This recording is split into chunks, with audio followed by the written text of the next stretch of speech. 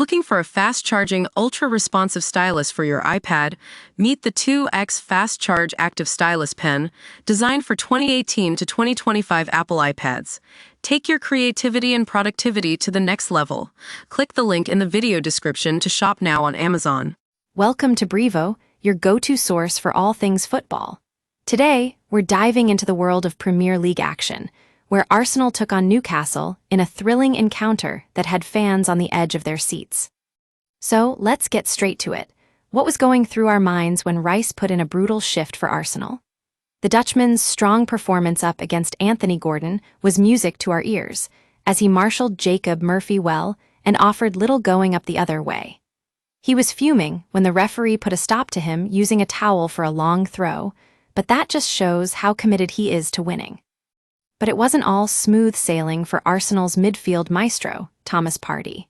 Had very little to do and was let down by Gabriel for the goal, as the Danish midfielder struggled once the game turned into a physical battle. However, when he got his chance, he put in a brilliant display, providing a great header to equalize.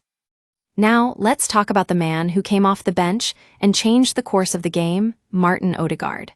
Could see Arsenal's confidence grow as soon as he got on, and he provided the magic for a winner. His pace was a threat during the closing stages, but failed to carve open a clear-cut opportunity.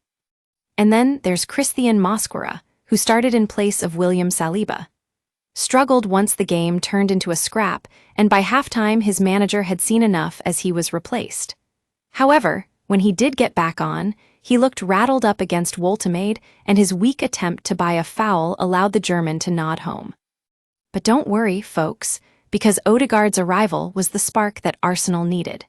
His brilliant corner was placed perfectly for Gabriel to head home, securing a vital win for the Gunners. And speaking of Gabriel, he marshaled Malik Thiaw and Sven Botman well, helping manage the physicality of Woltemade a lot better than the man he replaced. In the end, it was Gabriel who sealed the deal with a late winner, but it was Odegaard's magic that got Arsenal back into the game. So, there you have it, a thrilling encounter that had us all on the edge of our seats. And if you want to stay up to date with all the latest football news and analysis, be sure to subscribe to Brevo for more expert insights and commentary.